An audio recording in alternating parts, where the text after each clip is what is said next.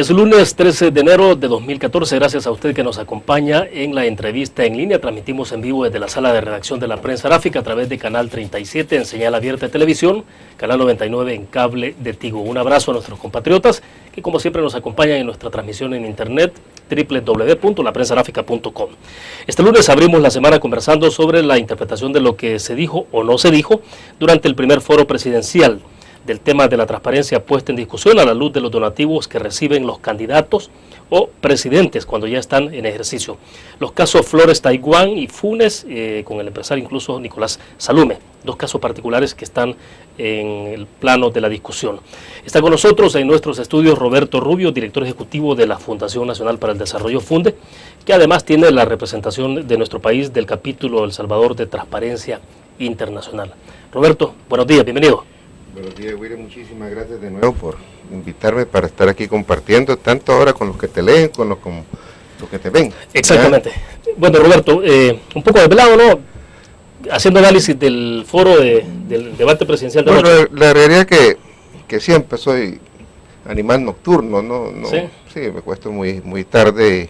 Bueno, ayer de hecho me tocó estar en una entrevista posterior al... Ya salimos como a las 11, eso es temprano, ¿no? Que me da problema. Sí, bueno, pude verla. Bueno, perfecto, hablemos de eso un poco.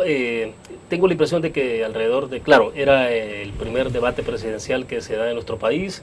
Interesante porque, bueno, por primera vez los candidatos aceptan participar en un debate al margen de quién puede estar en una mejor posición de acuerdo a las encuestas, o quién puede estar peor, o sea, que antes se debatía mucho de eso, ¿no? O sea, el que estaba en una mejor posición decía, ¿por qué me voy a exponer en un foro, en un debate presidencial? Este no ha sido el caso, quizás porque también de alguna forma las encuestas muestran bastante tablas a todos, más o menos en el mismo rasero a 2 o 3 candidatos y eso entonces... Pero bueno, el tema es que se ha planteado esto con mucha expectativa, pero ¿qué hay del resultado en términos de cómo se vincula una cosa con la otra? No creo que vaya a tener un impacto muy grande, en primer lugar, en la opinión pública. Si aquí no hay una cultura donde el debate determina bastante, digamos, la orientación electoral. No es como Estados Unidos, ahí sí. Y segundo, porque ahí sí hay debate. Luego ayer yo creo que no llegó a poder calificarse como debate. Más bien fue una exposición de cada uno de un tema. Esas fueron 2 partes, una donde uno ya prácticamente trae preparada la respuesta sobre 4 temas y luego se sueltan el rollo, por decir así, de una manera pues como muy encajonada, 2 minutos y medio, y luego una pregunta que les hace el moderador ya de 1 minuto más, donde entiendo que ahí quizá la pregunta era, digamos, ya no la conocían, por decir así, los sí, entrevistados. En la primera tengo la impresión que ya la conocían porque ya venían preparados y solo prácticamente, digamos, fueron a decir lo que ya se habían aprendido. En este sentido, esa primera parte era como que estuvieran cada quien en un spot publicitario, decía un par de cosas, decía la otra cosa, o sea, cada quien iba... no hubo ni siquiera manera visual de ver, digamos, se explicó por qué, pero en un debate probablemente tenés que ver a los candidatos con sus gestos, todo, etcétera. De eso se trata también. Sí, porque esa parte técnica bastante amarrada, ¿no? O sea... Entonces el formato fue muy rígido. Primero en términos de tiempo, obviamente... no se podía, tenía que ser muy hábil uno para decir las cosas que tenía que decir en tan poco tiempo, no permitía realmente el debate de ideas y no permitía el desarrollo tampoco de las ideas por los tiempos, ¿no? Ahora, esto limitó mucho, hace que no podamos calificar como tal. Es un paso en el sentido de que al menos se pusieron los 5 juntos, ¿no? Aunque no los pudimos ver juntos, ¿no? Es un avance, pero la naturaleza misma de lo que se llama debate no permitió, digamos, un mayor conocimiento de las propuestas, de las personas que llevan esas propuestas, ¿no? Creo que esa fue una limitación bastante grande. Ahora, si nos vamos ya pues, al contenido, no a la forma, sino Exacto. propiamente al contenido del debate, fue, creo yo, bastante pobre, fue muy general. Los candidatos, por un lado, creo, evadieron entrar en los temas fuertes, claves, y por otra parte no tocaron otros temas claves cuando se les preguntó. Y también cuando se les preguntaba sobre todo algo que lleva mucha concreción, como por ejemplo, bueno, ¿y usted de dónde va a sacar el dinero de lo que está prometiendo? Pues prácticamente nadie contestó, pero fue bastante burdo en el sentido de que incluso la pregunta directa, mire, eso que usted está diciendo, ¿cuánto le cuesta? Esa era la pregunta. Y simplemente no contestó, dos o tres. Que no lo permitía el formato, ciertamente, el formato dificultaba, pero también en la campaña no lo hemos visto. O sea, esa pregunta de cuánto le cuesta, de dónde va a sacar, no lo hemos visto. Ahora, lo que más destacó, Roberto, pregunto, dentro de este debate es lo que se dijo, lo que no se dijo. ¿Cuál de las dos cosas?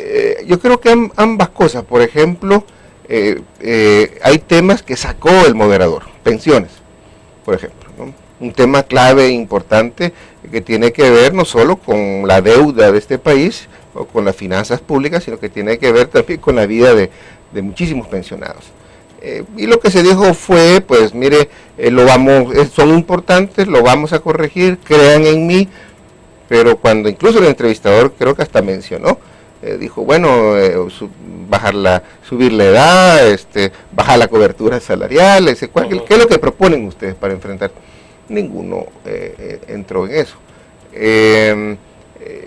Creo que les preguntó también, ya más en tema general, cómo van a enfrentar el tema de la delincuencia, de la criminalidad. Igual, pues lo que hubo fue una respuesta más o menos de decir, uno haciendo más énfasis en la parte dura, es tratar de militarizar, la seguridad.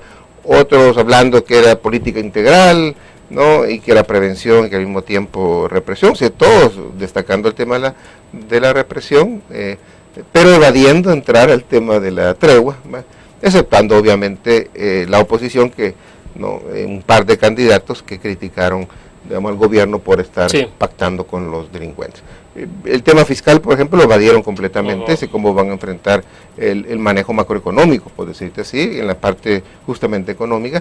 Creo que evadieron también el dar propuestas más concretas sobre cómo van a hacer para reactivar la economía, y una economía que lleva muchísimos años, que somos de los países que se quedó más atrasado, donde hay menos inversión, donde hay menos crecimiento en todo el continente.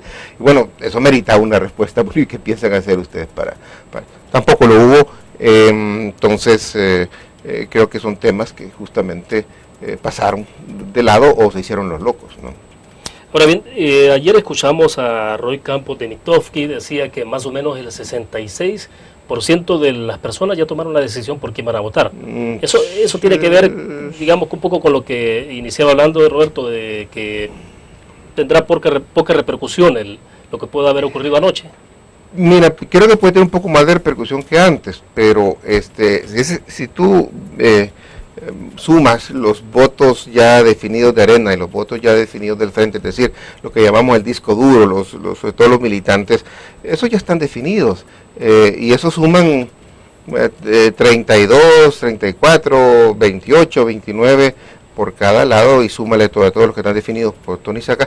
Prácticamente lo que te está diciendo pues Mitofsky es, bueno, sobre todo los militantes ya definieron su voto, ¿no? Es decir, y eso es lógico, es decir, ya ellos ya están. Entonces, diga la burrada que diga el candidato, pues van a votar por él, ¿no? Porque es sobre todo la bandera, ¿no? Ahora, y lo que sí te quiere decir que hay un porcentaje bastante alto todavía que no lo tiene definido, ¿no? Y eso es lo que justamente, valga la redundancia, va a definir esta elección, ¿no? Porque con los votos duros tal como están, difícilmente se decide, a menos que el votante no salga. Es decir, este votante no definido, o el swing vote que le llaman, o los indecisos, si este votante no sale a votar, pues posiblemente uno de los dos para ganar y puede ganar en primera vuelta, ¿no? Si no salen. ¿Puede ocurrir ese escenario o no se ve tan previsible de inmediato? Puede ocurrir, como te digo, si no sale a votar el me refiero al hecho de que el indeciso se pueda estar planteando la posibilidad de no acudir a las Mira, urnas. cabe la posibilidad porque justamente yo escuchaba ayer comentarios que decían, miren, me confirma que ninguno de los 3 candidatos que tienen posibilidades me convence, ¿no? Y no voy a votar por ninguno de ellos porque, es decir, yo no voy a votar por el menos peor, ¿no? Hay otros que dicen, bueno, mire, este candidato no me gusta, ¿no? Pero sí quiero votar en contra de. Entonces te encuentras gente que dice, mira, a mí no me gusta Quijano, pero voy a votar en contra del frente, no es mi voto para Quijano, es mi voto contra el frente. Igualmente puedes encontrar gente, digamos, que digamos no le gusta mucho el frente, pero dice, mire, yo no quiero que vuelva Arena. Entonces puede salir a votar. Si se da esa situación, pues entonces posiblemente pasamos a una segunda vuelta, ¿no? Porque ya el margen el universo de votantes se va a ampliar. Pero si solo fueran a votar los que ya están decididos, ese 66%, no cabe duda pues que ahora, según pues las encuestas, el frente estaría un poco más arriba, ¿no? que Arena, y cabe la posibilidad entonces de que las cosas se definan en primera vuelta. Difícil, pero no imposible, ¿no? Ahora bien, estamos más o menos a 20 días para la elección presidencial, es decir, casi a las puertas. No ocurrió nada espectacular en el debate, bueno, ya lo hemos platicado en los minutos anteriores, pero ¿puede ocurrir algo distinto en esto que resta de campaña electoral para que se modifiquen algunas tendencias o es bastante difícil, Roberto? Es bastante difícil. Lo que pasa es que no sabemos no se ha medido el comportamiento del llamado indeciso, que últimamente, entiendo por las encuestas, fue subiendo. Y no sé. O sea, a diferencia de otras elecciones que va disminuyendo, hoy está aumentando. Aquí, por lo menos en las últimas encuestas, y uno ve la evolución, por ejemplo, el hecho cuando la campaña de alguna manera se inicia con un 30-30, 15-20, es decir, 30 al frente, 30 Arena, digo burdamente, no es una fórmula, digamos, muy general, porque indudablemente hay variaciones, uno ha ido más arriba, otro más abajo. Vemos que después es un 30-30-10. Esa baja que tiene Antonio Saca pareciera que no se ha ido a los otros, sino que se ha ido más bien al indeciso, y ha aumentado. Entonces últimamente las encuestas, a menos que nos cambien, hoy viene esta semana, creo que vienen varias encuestas. Exacto. Nos diría que ha aumentado la cantidad de los indecisos, ¿no? Bueno, vamos a hacer en este momento nuestra primera pausa comercial, volvemos con más de la entrevista en línea.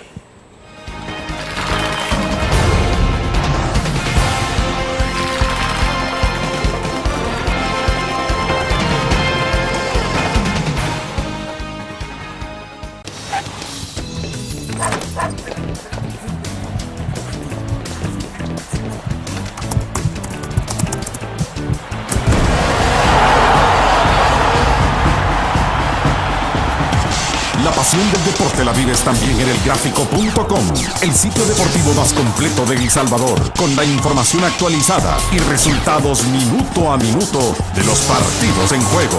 Elgráfico.com, conectados por deporte. La interacción con la tecnología llega con múltiples formatos. Nueva revista Tech Live, la información tecnológica más actual y los gadgets que modifican tu estilo de vida. Tech Live es una revista multiplataformas que te ofrece los últimos avances de la tecnología, las herramientas de mayor utilidad e interesantes artículos de la era digital. Escoge el medio que te mantendrá actualizado o visita nuestra web. Espera el futuro con Tech Live, una publicación de Grupo Motriz.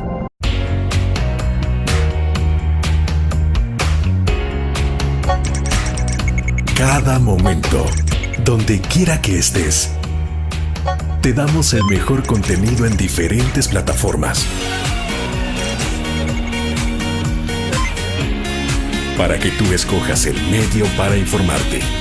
Y ahora con Grupo Nutriza Live, la nueva aplicación digital. Vive la información como una nueva experiencia en tu periódico. Multiplicamos la forma de informarte. Grupo Dutris. Infórmate.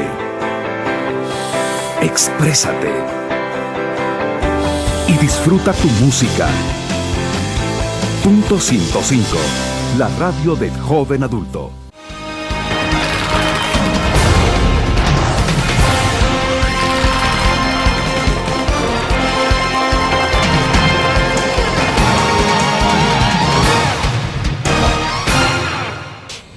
Esta mañana nos acompaña en nuestros estudios Roberto Rubio, director ejecutivo de la Fundación Nacional para el Desarrollo FUNDE. Hemos conversado en los primeros minutos de la entrevista sobre el debate presidencial que se ha desarrollado anoche en nuestro país, el primer debate presidencial, eso es importante, histórico desde luego, y que desde luego ojalá se continúe desarrollando en adelante y que se institucionalice sobre todo. Ahora, Roberto, estamos hablando un poco de campaña, de cómo se perfila todo esto. Ha iniciado 2014 con un promedio de 10 homicidios diarios. Es una tendencia que no se había registrado en el pasado. Bueno, 9 punto y algo, pero entre 9 y 10 homicidios diarios. El tema es entonces, es imposible que estos temas estén fuera de agenda electoral. ¿Cómo puede ir repercutiendo este tipo de cosas en la voluntad del electorado? Bueno, no cabe duda que el tema de la inseguridad y de la extorsión, la criminalidad, el miedo, es algo que ahora, incluso en las encuestas que hemos visto, aparece como uno de los principales problemas, si no el principal problema, incluso arriba del económico, ¿no? Porque recordémonos incluso que el tema de la seguridad ya invadió otros campos, porque invadió bastante el campo económico micro, en el sentido de que la extorsión, digamos, es bastante generalizada y afecta a una gran cantidad de personas que viven de su salario, e incluso personas, pues sobre todo, pues que tienen algún negocito, y eso, digamos, afecta a la economía de las personas, y también invade el campo de la educación. Ayer no vi, por ejemplo, cómo en ese debate, solo creo lo mencionó Quijano, pero no lo desarrolló, la relación entre seguridad y educación, porque, digamos, las pandillas están tomando prácticamente las 4 áreas de convivencia humana, como es la familia, como es la comunidad, como es digamos, la escuela, ¿no? Y el trabajo. Entonces, es importante que esto se relacione. Para las personas, una subida de la criminalidad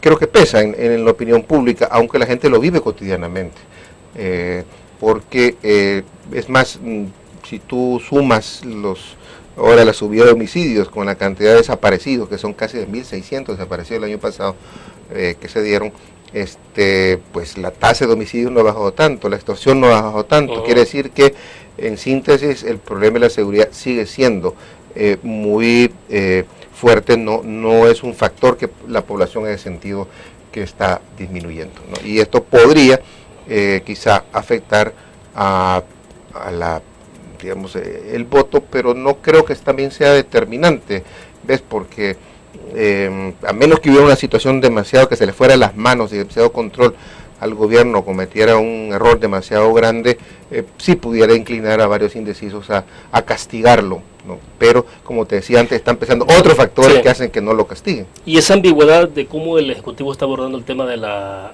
tregua entre las pandillas, no está en la tregua supuestamente, pero de repente también se autoriza a una cumbre de pandilleros en Mariona junto con el representante de la OEA. O sea, esa ambigüedad de cómo se aborda esa parte puede tener implicaciones.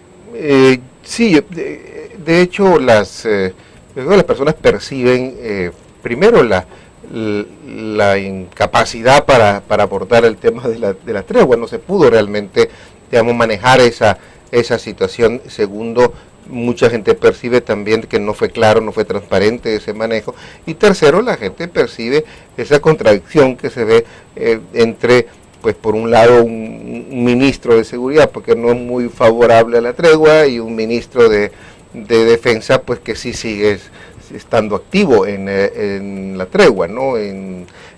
Pues es el que asiste a las reuniones, por decirte así, digamos, que tienen que ver con el tema de la tregua. Entonces ahí ciertamente hay una ambigüedad que es bastante perceptible, sobre todo por los que puedan, digamos, tratar de informarse un poquito del manejo de la droga. Y ese vacío de política, de definición, creo que abona a que justamente pues las pandillas tengan más espacio, ¿no? Y es lo que está permitiendo no abordar de frente el tema de la seguridad. Hoy estamos reflejando en la edición impresa de la prensa gráfica este día una preocupación, y es que se supone que en Honduras puede haber un cambio en la forma en cómo se está abordando en términos represivos el tema de las pandillas, con la llegada del nuevo presidente Juan Orlando Hernández, y que eso pueda provocar entonces, como ocurre en otras situaciones o ha ocurrido en otros momentos a nivel regional de Centroamérica o desde México para abajo, y es que a medida que haya digamos una forma frontal contra las pandillas, puede haber migración de pandilleros hacia El Salvador. Hay un poco ya esa preocupación que está planteando. Sí, bueno, creo que tiene que haber una política más concertada entre Guatemala, Honduras y El Salvador, porque las pandillas son transnacionales. Ellos actúan también nacionalmente, pero también actúan transnacionalmente, y nuestro gobierno solo actúa prácticamente a nivel nacional, con algunas coordinaciones de información, etcétera, que puedan tener los cuerpos los organismos de seguridad. Ahora, yo sí creo que en este tema una de las cosas que no abordaron los candidatos en varios campos, pero sobre todo en este, es nadie planteó en serio, y subrayo en serio, el tema de la necesidad de entenderse para abordar estos graves problemas. Al final hubo una declaración, entiendo, del presidente Saca, que soy unidad, etcétera, pero si tú agarras el Hablando tema... de un pacto, por ejemplo, un pacto de nación sobre ese tema en particular. Por ejemplo, sobre ese tema en particular se debería haber dicho, mire, yo estoy dispuesto a, a buscar un entendimiento con estos sectores de esta manera para abordarlo, tanto, para que puedan avanzar todos esos aspectos represivos que se necesitan, como todos esos aspectos integrales, digamos, no represivos, preventivos, de reinserción, etcétera, que se necesitan. Porque cualquier cosa que tú quieras impulsar, una represión muy fuerte, necesitas una serie de leyes y una serie de cosas que necesita cierto consenso y necesita cierto apoyo. Para abordar el tema de la prevención en el terreno, tú necesitas entenderte con los alcaldes de todos los partidos, necesitas entenderte con las iglesias de todas las sectas, necesitas entenderte con los empresarios de todos los colores políticos, y eso no es fácil de construirlo. Tienes que proponer algo. Entonces nadie propuso algo concreto para algo que me parece fundamental para empezar a atajar todos los problemas graves de este país, como es el caso de la seguridad. Me asusta pensar de que nuevamente el gobierno que llega dice, bueno, yo voy a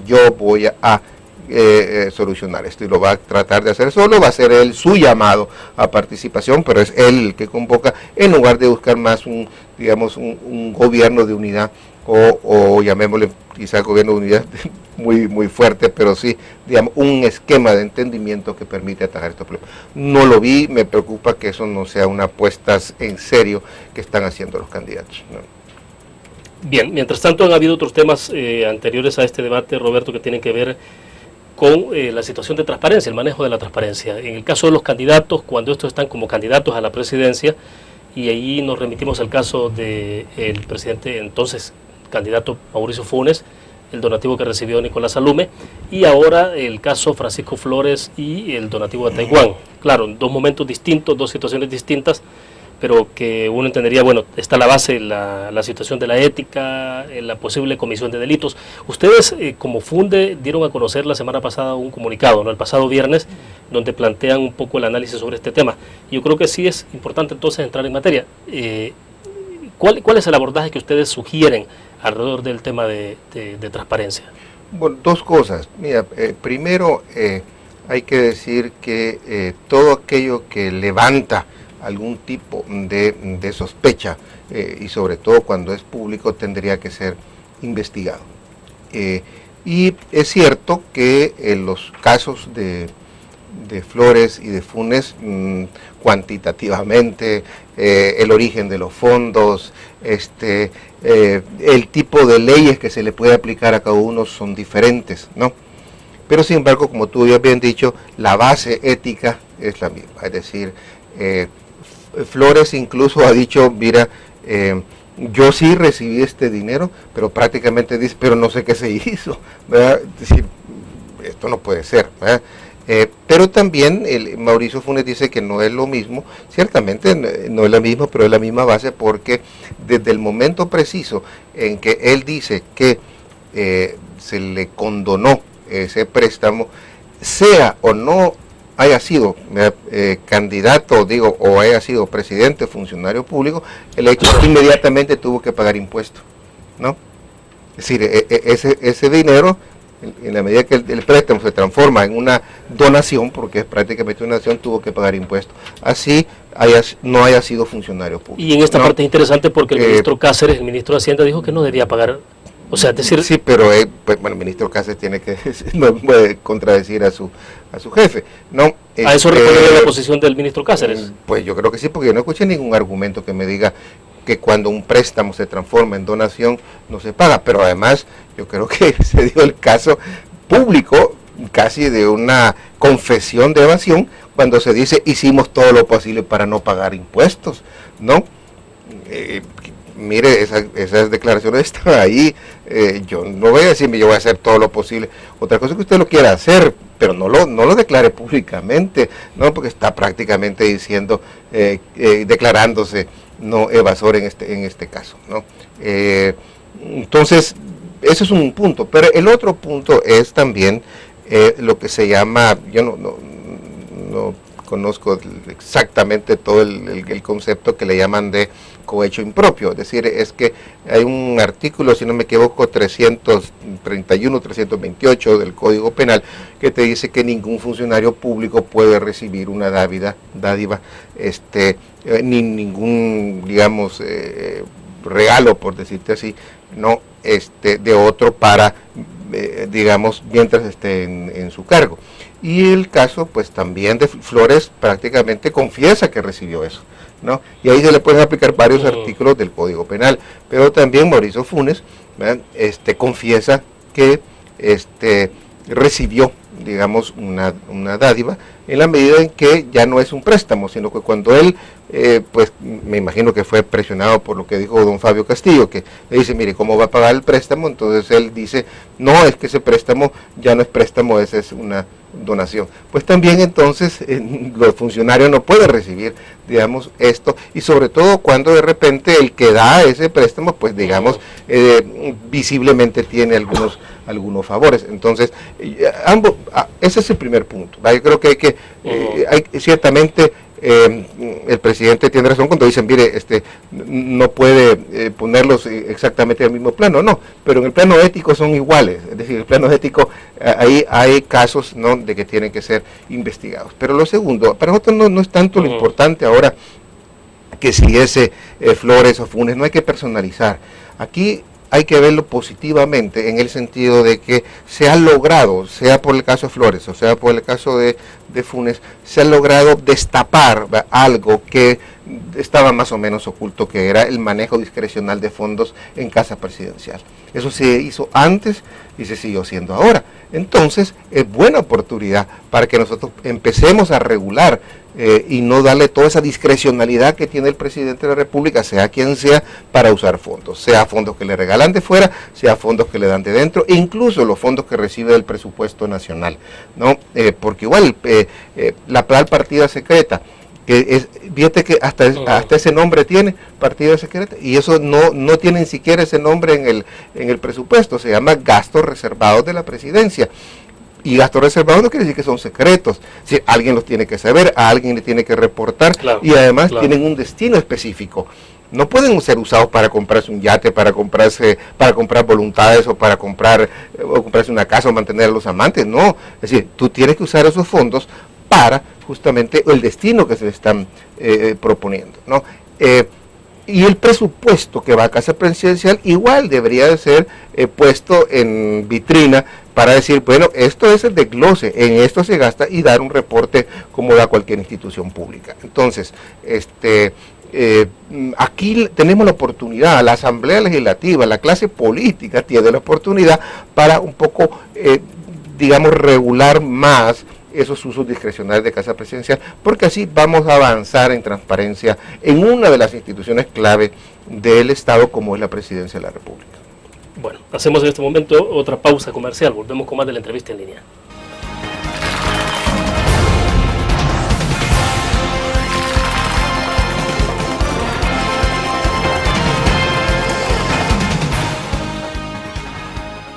Un graficionado no olvida la historia, y aunque perdió una y otra vez, no perdió el orgullo.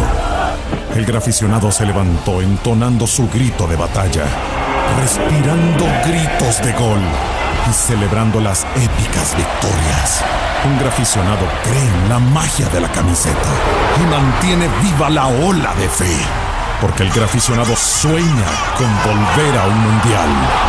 El gráfico lo hacemos por deporte. En la UFG, el futuro cambia y evoluciona con cada paso que das.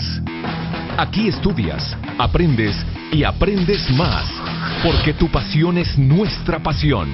Y junto con nuestra formación académica, tecnología y herramientas, encontrarás lo necesario para el pleno desarrollo de tu potencial y poder convertirte en un auténtico líder. Universidad Francisco Gavidia, tecnología, innovación y calidad. Infórmate, exprésate y disfruta tu música.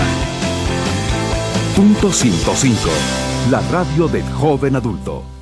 Una nueva forma de vivir la información. GDA Live de Grupo Dutriz. Ingresa a App Store o Google Play y descarga gratis la aplicación GDA Live. Ahora busca en nuestros periódicos y revistas los iconos de GDA Live. Enmarca la imagen dentro de tu pantalla para animarla. Toca 2 veces la imagen para vivir la información en pantalla completa. Y recuerda que en el código ALIVE de la portada estaremos actualizando nuestras noticias. Con GDA Live, vive la información. Grupo Dutriz, multiplicamos la forma de informarte.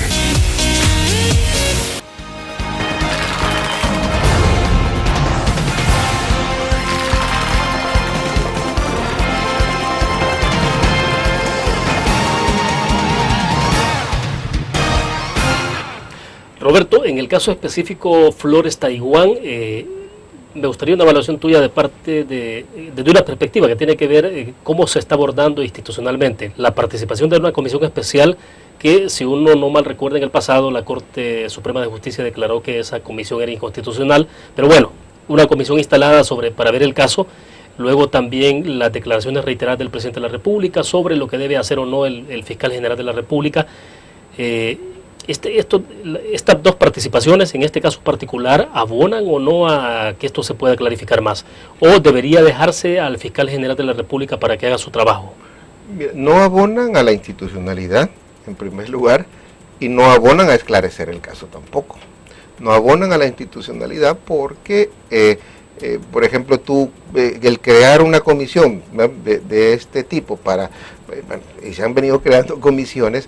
Acuérdate que la Asamblea Legislativa es un concierto de partidos políticos, entonces fácilmente si tú le das esa facultad inquisidora, investigadora a la Asamblea, pues fácilmente se utiliza para que el que esté en el control, digamos, mayoritario de la Asamblea pueda, digamos, usarla contra el otro, ¿verdad? Y eso hay que tener cuidado en el abuso. Creo que hay casos, sí, sobre todo cuando hay un consenso, de la que la Asamblea dice, ok, mire, vamos a hacer este tipo de investigaciones de cierto tipo, que no son penales, la Asamblea podría hacerlo, pero no es algo que tenga que estarse sustituyendo a la Fiscalía, y eso debilita la institucionalidad. Como debilita la institucionalidad, estar diciendo, mire, la Fiscalía haga esto y esto, tratar de manipular a la Fiscalía, ¿no?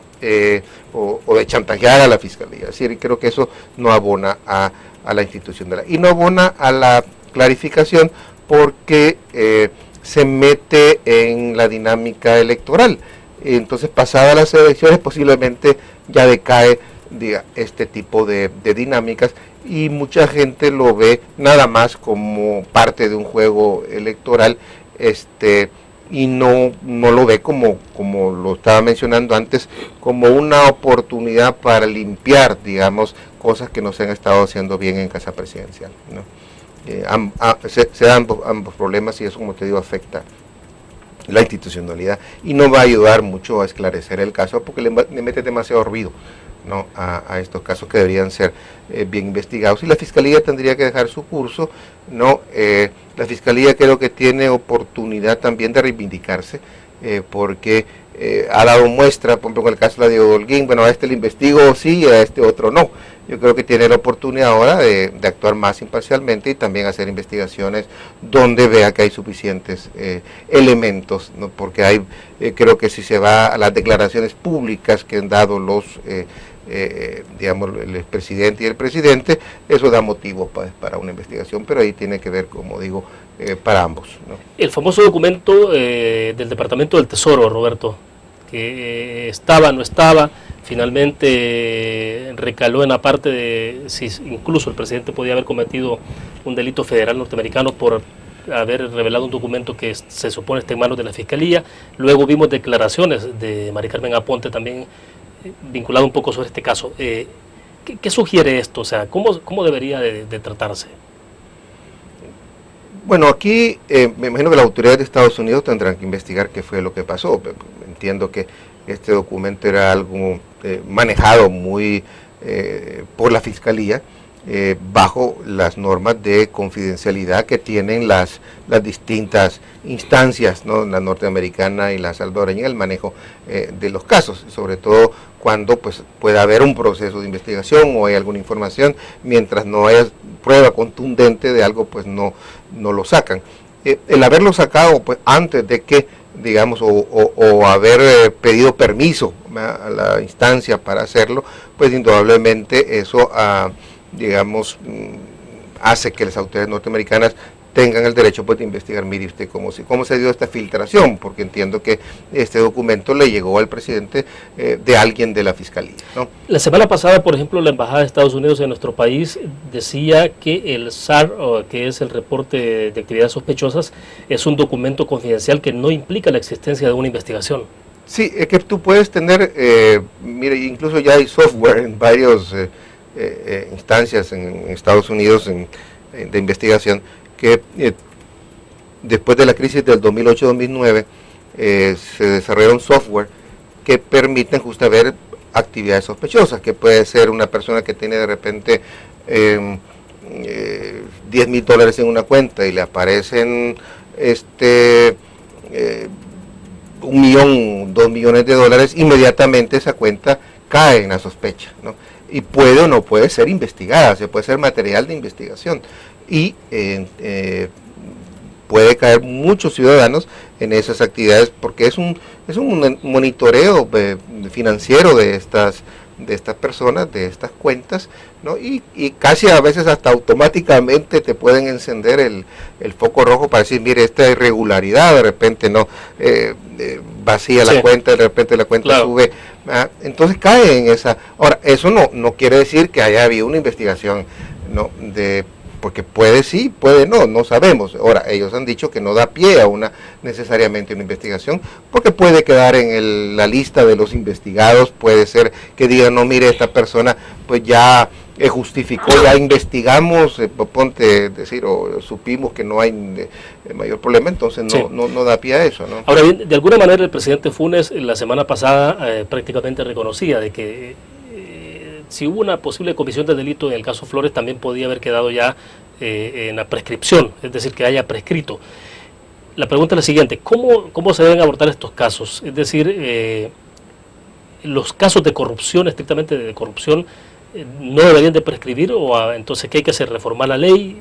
¿Por dónde sí, hay que reformar la ley. Yo creo que no es ni correcto ni justo ese esquema de prescripción, ¿no? Porque el delito no debería de prescribir, es decir, aquí tenemos casos incluso de generales y coroneles en Argentina, en Chile, que han sido condenados después de 20, 30 años de haber cometido el delito, ¿no? Y se presta mucho a la protección, es decir, yo trato de garantizarme que durante 10 años no me toquen, o yo trato de irme al Parlacen para que no me toquen, y entonces gano los 10 años, y entonces yo puedo evadir, y eso facilita que las personas no cometan el delito, y que sientan que pueden salir airosos porque tienen ese mecanismo para protegerse. Entonces, un mecanismo de protección que yo no le encuentro realmente sentido, no debería prescribir, ¿no? La semana pasada el presidente de la República hacía una especie de reclamo a Funde por la forma en cómo se estaba pronunciando sobre estos casos. Bueno, la primera reacción del presidente, que fue pues una reacción al hecho de que en unas declaraciones que nosotros dimos, o personalmente que yo di, decíamos que tenían que ser ambos casos investigados, ¿no? Y el presidente pues reaccionó diciendo que bueno, que Funde molesto, entiendo, de que Funde mordía la mano del que le da de comer, y como era posible que nosotros o yo trabajando para el Estado pudiera criticarlo. Y ahí hay varias cosas. Primero, le dieron mala información porque él decía que yo trabajaba en CEPA. Yo en broma me encontré con el presidente CEPA y le digo, mire, yo no sabía que trabajaba contigo. Bueno, yo tampoco, me dijo, no. Es decir, yo no sé quién le pasó esa información, no la verificó. Luego, también dijo que nosotros teníamos licitaciones, ¿no? y consultorías, y efectivamente, fíjate que hemos tenido, ¿no? y te cuento, algunas de las que hemos tenido, Funde anda con un presupuesto que puede andar, presupuesto es mucho decir porque nosotros vivimos de proyectos, entonces, y tenemos cerca de 40 proyectos, ¿no? de gobierno, de cooperación internacional, de fundaciones internacionales, se maneja un presupuesto que puede andar entre los más o menos 2.5 a 3 millones cuando termine el año. Y lo que hemos tenido en licitaciones que hemos concursado, por ejemplo, hemos concursado, hace poco terminamos ya una que hicimos con la Subsecretaría de Descentralización, que fueron como $80,000. Otra que ganamos recientemente, estamos comenzando también como de $80,000, que son investigaciones que se hacen a nivel municipal, y otra que hicimos en transparencia, ¿no? Con de $20,000 más o menos, ¿no? Y que yo me acuerdo, esas son, puede que se me quede alguna pequeñita, pero esas son, es decir... Pero todo esto entra por un concurso, o sea, no es que a usted se le asigna del dedo, sí, no, que son concursos, porque incluso... ¿O asume usted un compromiso con esto en términos de decir, me refiero al compromiso ético o de... Y aquí viene el punto, primero, es decir, esto en términos cuantitativos, es decir, como te decía, de un presupuesto de más de 2.5 millones, que tengamos esta cifra que es el 0.01 no nos da de comer, es decir, nosotros no vivimos, me explico, del gobierno, no necesitamos al gobierno para nada, ¿no? Este es un servicio que se presta. Y lo segundo es justamente, nosotros lo que hacemos, no estamos acostumbrados a la práctica de que nos dan dinero y por eso vamos a vender, decía yo, el alma, nuestro accionar, en lo que entendemos nosotros en la prestación de un servicio de consultoría, es que usted vende su conocimiento, y por eso nos buscan, gobiernos, y nos buscan instancias de todo el mundo, porque tenemos una experiencia y un conocimiento acumulado, y en algunos casos, no todos, porque nosotros nuestro trabajo fundamental no es hacer consultorías, son proyectos, y en algunos casos vendemos consultorías, es decir, recibimos dinero, pero recibimos dinero justamente para eso, no para que nos callen. Ahora, si el presidente pues está, no sé, acostumbrado a que digamos, el que trabaja para él o el que está acostumbrado a que si lo contrata tiene que callarse, como dije, se equivocó de persona, se equivocó de institución, porque nosotros actuamos, ¿no? En base a al convenio que tenemos de prestar ese servicio. No te pueden comprar el alma. Ese es un poco lo que queríamos aclarar, ¿no? De que efectivamente sí, hemos tenido algunas, ¿no? Pero eso no significa, ¿no? Porque si algo sagrado para nosotros es la independencia política, la independencia de los poderosos, la independencia de los que están en el poder. Esa es una filosofía básica en Funde, ¿no? Y por eso la ventaja nuestra de tener esa diversidad de proyectos, de países, porque nos da justamente mucha independencia y poder decir lo que queremos decir. Yo le he dicho al presidente, mire, yo porque me considero todavía amigo el presidente, lo conocí, tenemos amigos común, pero creo que una vez se lo comenté, que mi sentido de amistad es decirle al amigo lo que no le gusta, ¿no? Y eso es, y pues si se molesta al amigo, porque amigo no es el que lo adula, el amigo no es el que, porque después cuando deje de ser, ¿no? Los amigos se van, ¿no? Yo creo que el presidente necesita amigos, ¿no? Bueno, perfecto. Hacemos la última pausa comercial. Volvemos al cierre de la entrevista en línea.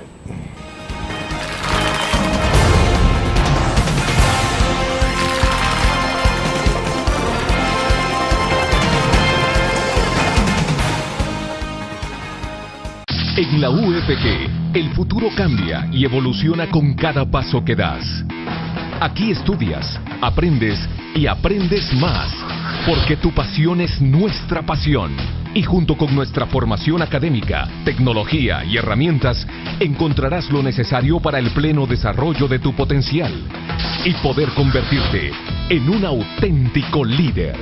Universidad Francisco Gavidia, tecnología, innovación y calidad. Un graficionado no olvida la historia, y aunque perdió una y otra vez, no perdió el orgullo. El graficionado se levantó entonando su grito de batalla, respirando gritos de gol y celebrando las épicas victorias. Un graficionado cree en la magia de la camiseta y mantiene viva la ola de fe, porque el graficionado sueña con volver a un mundial. El gráfico lo hacemos por deporte. Infórmate. Exprésate. Y disfruta tu música. Punto 105. La radio del joven adulto. Cada momento, donde quiera que estés, te damos el mejor contenido en diferentes plataformas, para que tú escojas el medio para informarte. Y ahora con Grupo Dutriza Live, la nueva aplicación digital. Vive la información como una nueva experiencia. Multiplicamos la forma de informarte. Grupo Dutriz.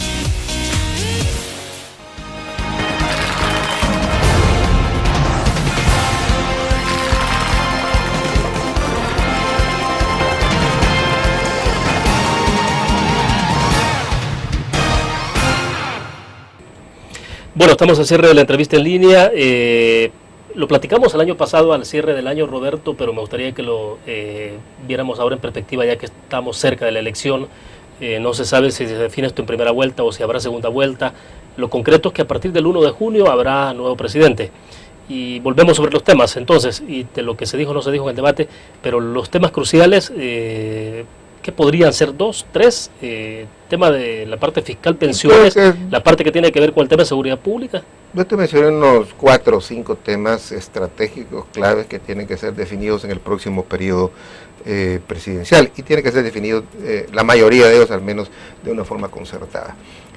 Uno, ¿qué vas a hacer para enfrentar este tema creciente de las pandillas, ese poder territorial creciente que tienen las pandillas, incluso ya con una expresión casi política, porque han logrado transformar parte de su poder del miedo en poder, digamos, en poder político, ¿no?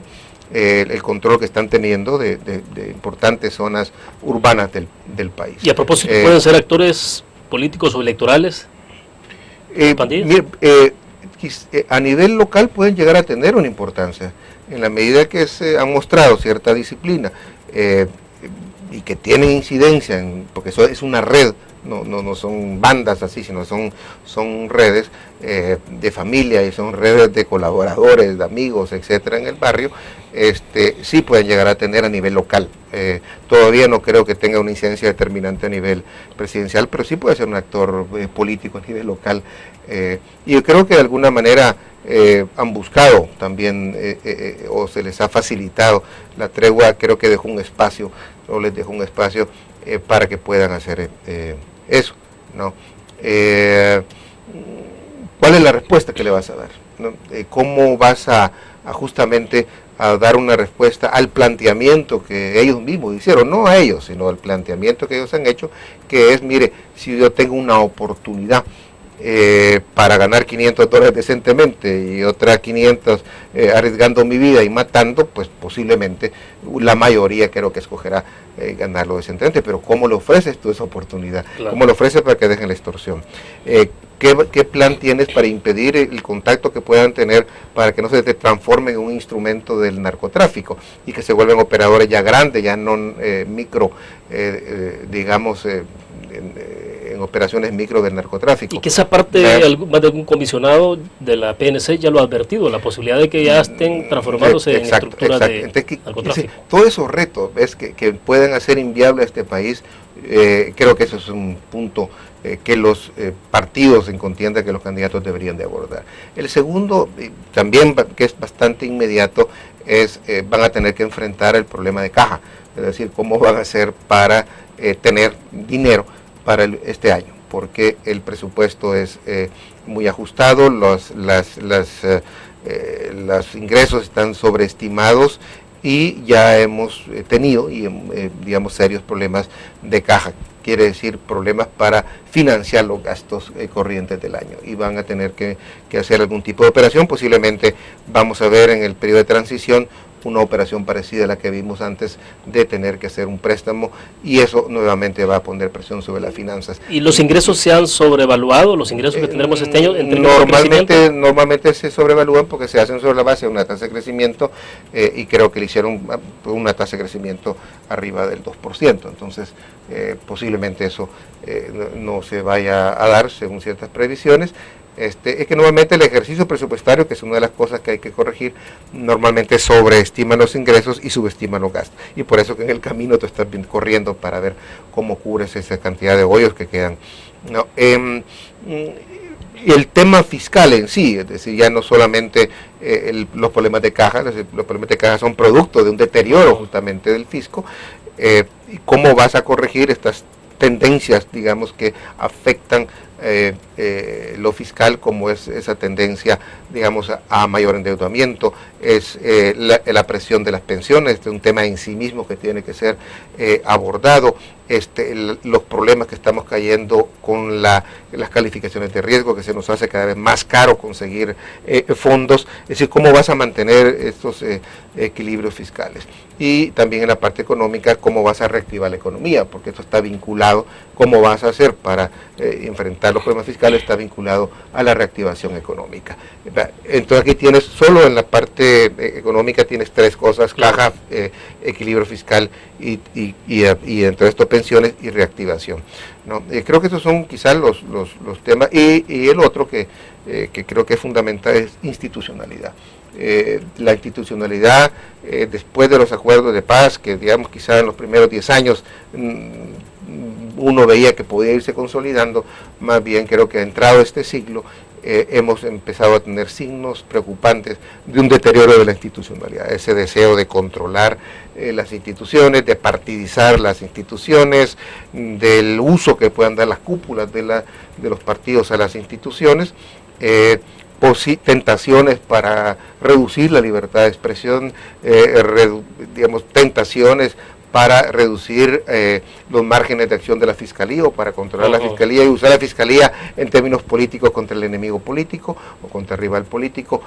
Esto realmente puede echar al traste, digamos, todos estos años, digamos, que pasó el país con tanta sangre para llegar a donde se llegó, todos los esfuerzos también que se han hecho durante la paz para consolidar la democracia se pueden echar al traste en un momento determinado, ¿no? Y reforzar, por lo tanto, la institucionalidad va a ser fundamental.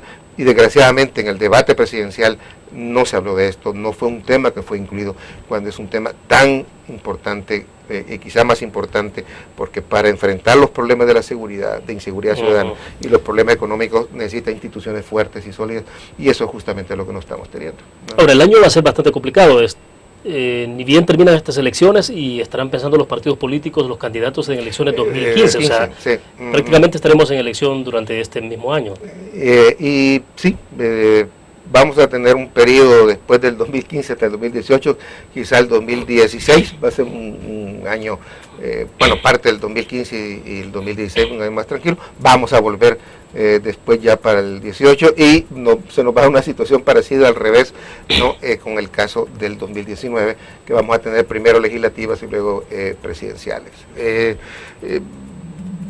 país vive permanentemente un periodo electoral y con partidos políticos y con un sistema político bastante atrasado, bastante inmaduro, bastante ideologizado en el mal sentido de la palabra, y desgraciadamente entonces los eventos electorales, en lugar de reforzar la democracia, la deterioran, ¿no? Es imposible postergar algunas decisiones, por ejemplo, que tienen que ver con la tentación de incrementar ingresos en este país por la vía de aumento a la renta, de aumento al IVA incluso. Hay márgenes para hacer cosas, hay un abanico de posibilidades bastante amplio. ¿Es posible hacer a un lado la parte de aumento de IVA, por ejemplo, que es lo que más golpea a la población? Mire, podría hacerse al lado si tú pues logras reactivar la economía, por ejemplo, ¿no? Porque hay otras medidas que te pueden ayudar, pero estas medidas van desde cosas que son un poco más simples, que nadie se va a oponer, que pueden ser desde medidas para contener la evasión y la ilusión fiscal, que puede andar, la última medición que se hizo en 2007, arriba del 40%, imagínate lo que significa estar arriba del 40%, ¿no? de ingresos que pueden alcanzar cerca de los 4.000 millones de dólares, pues te da 1.500 millones de dólares. Solo con que reduzcas al menos a la mitad la evasión ya tienes casi 700 millones más. Mira lo que eso significaría para equilibrar las finanzas públicas, ¿no? Y ahí hay medidas pequeñas que pueden ser como estos scans que se han hecho en las aduanas, que creo que va a ayudar, digamos, también al fisco, independientemente de los problemas que pueda generar. Claro. Hasta el IVA, que es quizá el impuesto más delicado políticamente de poner, aunque es el más simple técnicamente de implementar. Pero tienes otras posibilidades, incluso en momentos en el cual la economía no está creciendo, porque a pesar que esta economía no crece, tiene un buen consumo. Mira las ventas de vehículos, mira los centros comerciales, etcétera. Es decir, aquí hay un consumismo que paradójicamente diría, bueno, es porque la economía está creciendo. En medio del poco crecimiento hay un consumismo. Bueno, Naciones Unidas dice que el consumo en el país anda por el orden del 105%, o sea, por arriba. O sea, es el país que es el país que bien sui generis, porque tiene esta situación de que consume mucho más estructuralmente de lo que produce. Claro. Pero ahí tienes una fuente de captación ¿no? Tienes, por ejemplo, una medida porque poner impuestos no ayuda, pero tienes una medida para afectar el consumismo, que tiene que ver el consumismo para todos estos, digamos, bienes que está haciendo la población, de comida chatarra o vehículos de lujo, o incluso impuestos que te pueden dar bastante, como impuestos a ese consumo a veces muy excesivo que hacemos en el uso de los teléfonos celulares, ¿no? Ahí puedes sacar bien 50, 70 millones al año, ¿no? Entonces hay otras medidas que se pueden hacer, que pueden incluso con un poco de confianza y de una buena ingeniería tener fondos que generen confianza, manejados público-privado, y que puedan enfocarse para combatir, por ejemplo, la inseguridad ciudadana, claro, tipo Fosalud, Fovial, que son fondos bien específicos, y si no te alcanza, pues entonces posiblemente vas a tener que llegar al IVA. Bueno, se nos fue el tiempo. Gracias, Roberto, por la participación. El día de la elección, obviamente nosotros, antes de la elección incluso, tendremos una programación especial de transmisión de la entrevista en línea. Y bueno, para el propio día de la elección lo estaremos invitando para poder hacer una reflexión de cómo evoluciona ese día. Con gusto, William. Gracias, Roberto. Muy amable. Gracias. Bueno, terminamos de esta forma la entrevista en línea. Gracias a ustedes que nos acompañaron. Les recuerdo, mañana estaremos 6:45 de la mañana por la transmisión del resumen del noticiero de la prensa gráfica, 7 en punto la transmisión de la entrevista en línea. Gracias a ustedes por su fiel sintonía.